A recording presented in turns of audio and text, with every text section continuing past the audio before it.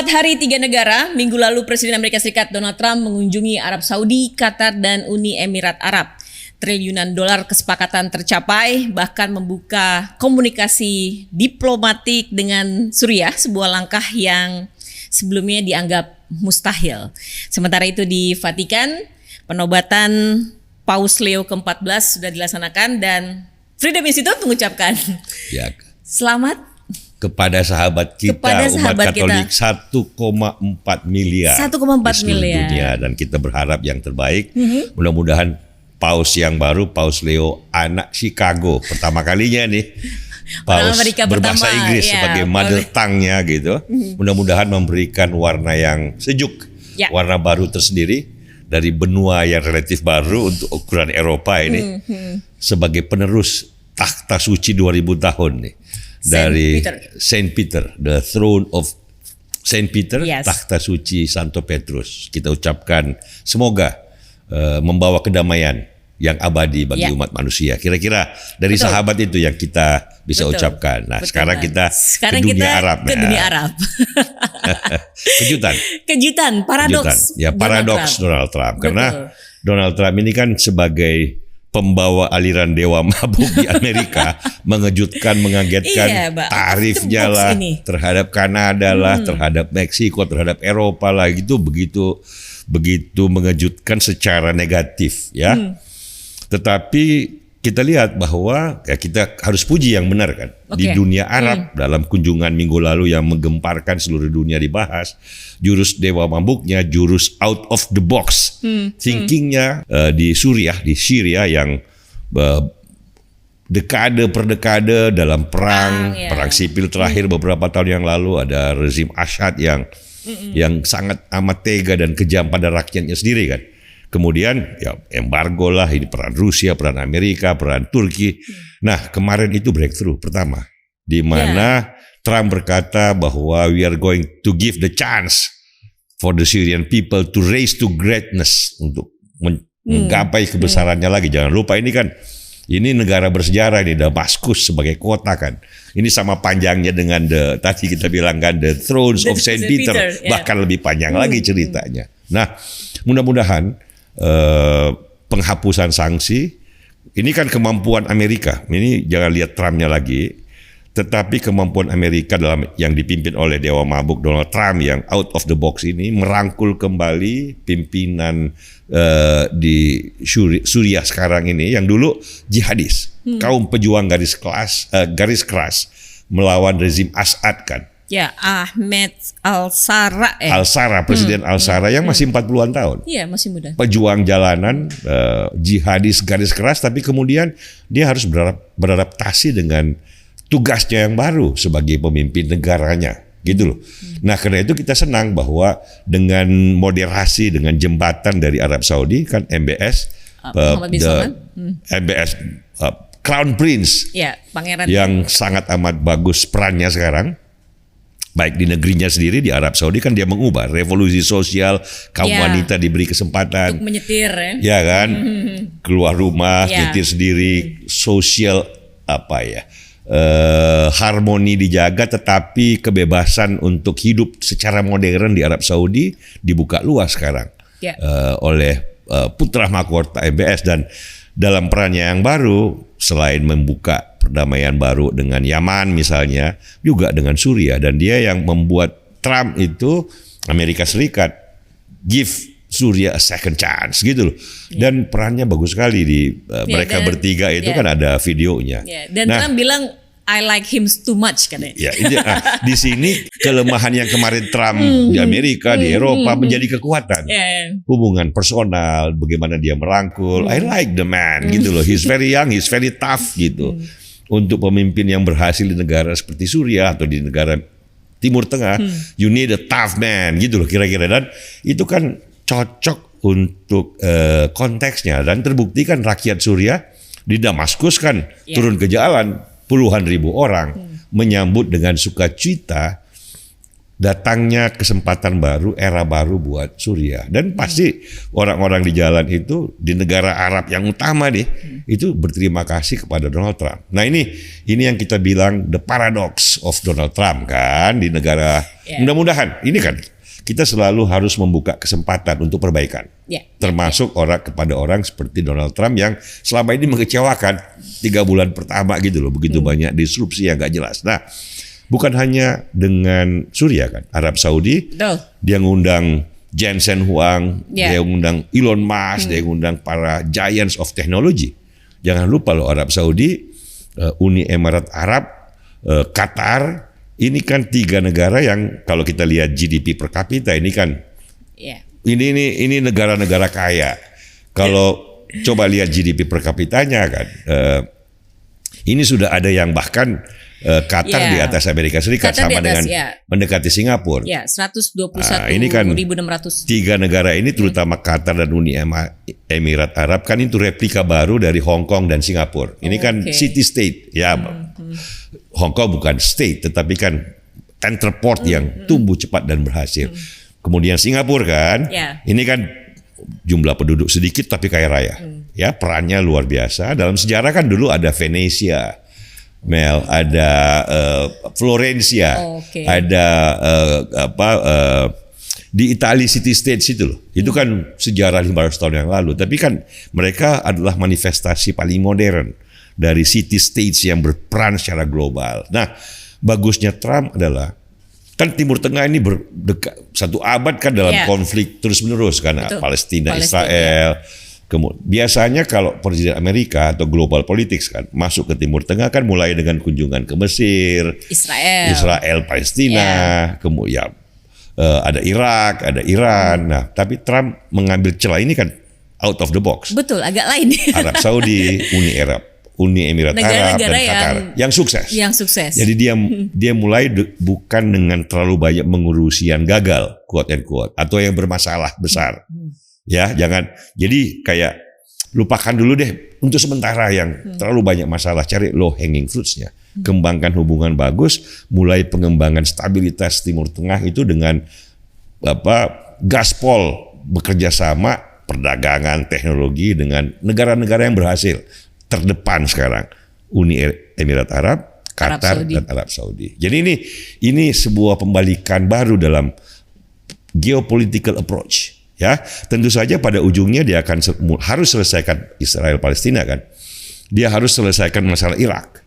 Dia harus selesaikan masalah Iran. Nah, ini kan bagus nih Iran. Ya, kemarin juga dia udah mulai buka perundingan baru. Betul. Karena di situ kan Iran kan sama Irak kan juga negara yang kalau kita bicara Cina, bicara ada tahta suci Santo Petrus kan kita bicara sejarah 1000-2000 tahun. Lah kalau Iran sama Irak ini kan sejarah 5000 tahun, Mer. Sumeria. Ini kita bicara sejarah, ini negara-negara yang punya sejarah panjang yang mestinya gampang majunya karena lapisan-lapisan kultur dan civilization-nya kayak Cina kan, begitu dapat pemimpin yang tepat, begitu dapat kesempatan yang tepat, majunya cepat. Nah, bayangkan Iran, revolusi Khomeini kan hampir sama dengan mulainya revolusi Deng Xiaoping nih, akhir 70-an, awal 80-an. Tapi lihat Cina setelah 40 tahun, luar biasa. Jadi great power, jadi kaya, jadi dinamo ekonomi. Tapi lihat Iran 40 tahun. Ya, berputar jalan di tempat. Nah, harapan kita dengan adanya satu stabilitas kawasan yang bagus, ada langkah yang tepat.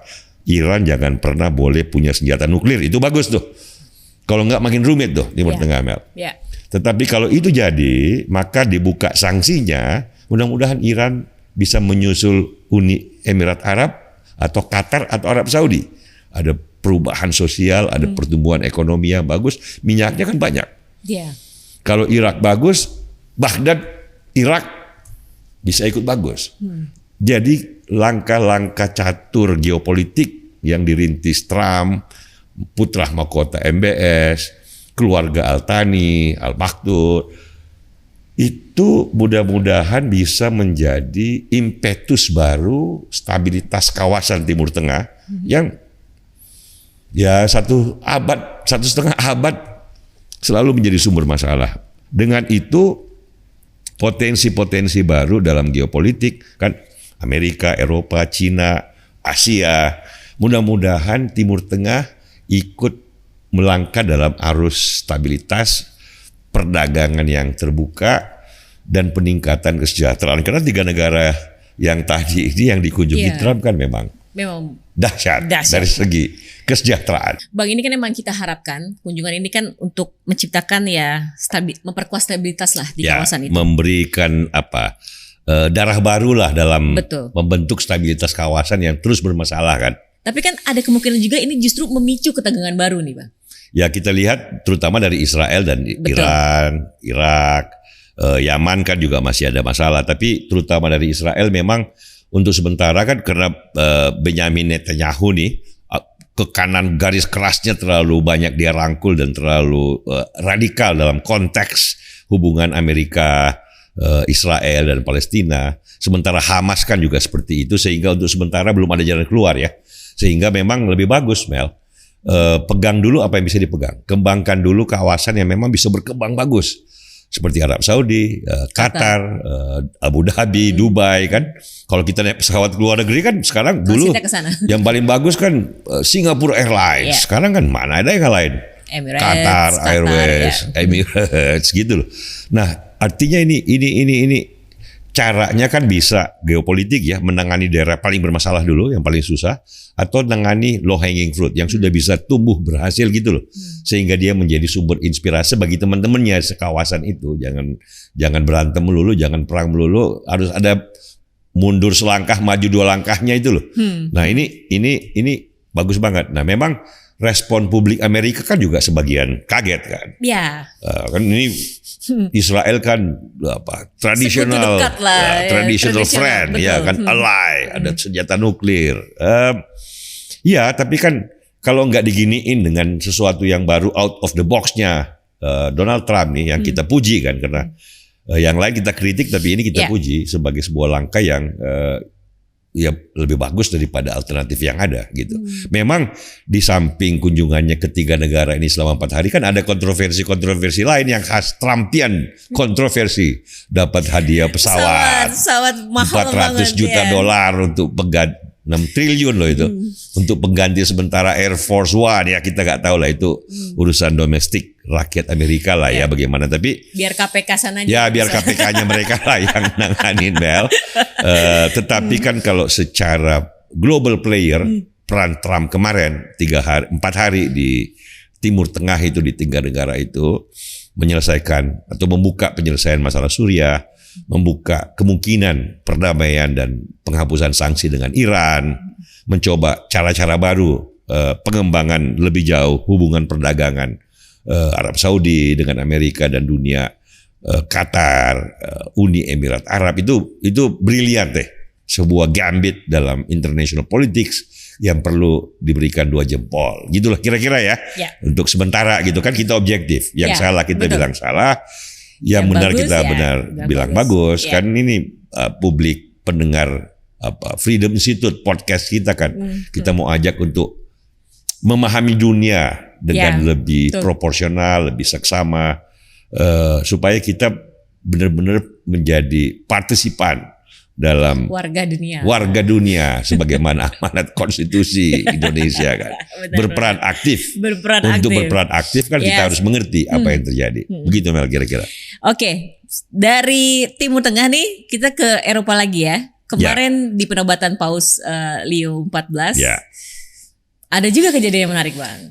Ya, ini ada hubungannya juga dengan langkah Trump kan, karena kan dia mengutus J.D. Vance ke penobatan Paus, tapi kan di sela-sela itu Giorgia Meloni, Perdana Menteri Italia kan, mengumpulkan Ursula von der Leyen, pimpinan Uni Eropa dengan J.D. Vance. Dia kayak moderator untuk mendamaikan Amerika dan Eropa gitu loh. Ini kemarin yang J.D. Vance bilang yang mengkritik Eropa. Iya dulu kan, ya 2 bulan lalu yang J.D. Vance datang kan dia gaspol kencang kritik Eropa. Sekarang didamaikan, dicoba rekonstruksi hubungan yang lebih baik. Karena ini kan sekutu Amerika yang utama gitu, negara-negara NATO kan. Dan sebelum ini kan jangan lupa 2 minggu lalu kan di Switzerland, Scott Bessent, ya kan, dengan Jamieson Greer, USTR-nya United States Trade Representative yang ketemu He Li Feng. memberikan kerangka baru kesepakatan untuk ya tarif dikurangin, ya kan, hubungan ekonomi, globalisasi dinormalisasi. Jadi mudah-mudahan pertemuan di Roma ini Meloni, von der Leyen, JD Vance ini bagian dari cara baru pemerintahan Trump, ya. Ada di Arab Saudi, di Qatar, di Uni Emirat Arab yang positif. Yeah. Sekarang ada JD Vance di Roma, positif, ya. Kemarin sebelumnya ada di Switzerland, Scott Bessent, Jamieson Greer, positif. Nah, ini tabungan-tabungan yang konstruktif dan positif kayak gini, itu yang kita nantikan, ya. Pelan-pelan menghapuskan dampak buruk 3 bulan pertama Donald Trump yang membuat semua orang menjerit. Di Eropa menjerit, di Kanada menjerit, di Meksiko tetangganya terdekat menjerit. Mudah-mudahan awal dari angin baru. Bagaimanapun Amerika Serikat, Mel, negara terkuat, negara terkaya, de facto pemimpin dunia dalam pengertian the underwriter of globalization. Jepang, Korea, kan ada perjanjian kerjasama pertahanan gitu loh. Singapura kan melihat apa yang terjadi di Amerika, ini kan kawasan-kawasan strategis yang tetangga kita juga. Jadi mudah-mudahan ya top news internasional mengikuti terus langkah-langkah catur yang terjadi di Amerika, Eropa. Ya karena kita kan lihatnya disappointed, mengecewakan. Tiba-tiba ada Trump ini ya tiba-tiba ini enggak lagi ini kali lagi. Orangnya memang kayak gitu ya. Bentar kasih kejutan yang bagus. Ada kejutan sebelumnya yang enggak bagus. Pokoknya dia mungkin hidupnya itu pengennya kejutan. Bagus gak bagus ya. Kita harapkan. Oke, dengan adanya kayak gini kan juga kayaknya enggak juga nih America First nih, mungkin dia masih mau. Ya barangkali America First itu konsumsi dalam negerinya. Kalau ini kan dia dengan di Qatar dia juga America First memperjuangkan bisnis Amerika. Di Arab Saudi juga dia America First memperjuangkan bisnis Amerika, mengundang Elon Musk, Jensen Huang. Tapi kan bukan cuma Amerika. Karena kan kalau perdagangannya semakin maju antara Amerika dan dunia Arab, kan kita berharap bahwa ada impetus pertumbuhan dan stabilitas baru di kawasan Timur Tengah itu. Jadi itu yang kita bilang bahwa hubungan geopolitik dan geoekonomi yang konstruktif kan menguntungkan semua. Ya kan, tidak perlu harus ada satu yang diperas dan satu memeras. Gitu loh, saling menguntungkan. Itulah kira-kira esensinya geopolitik dan geoekonomi yang bagus, Bel. Jadi mudah-mudahan Trump bukan pemimpin yang ideal, ya, tetapi kan dalam keterbatasannya dia mampu melakukan hal-hal seperti ini, ya kita tepuk tangan. Kita encourage him to do more to the world, gitu, not less, gitu Mel. Baik, terima kasih Bang Jelly. Terima kasih teman-teman Freedom yang sudah bergabung. Demikianlah Top News. Sampai jumpa.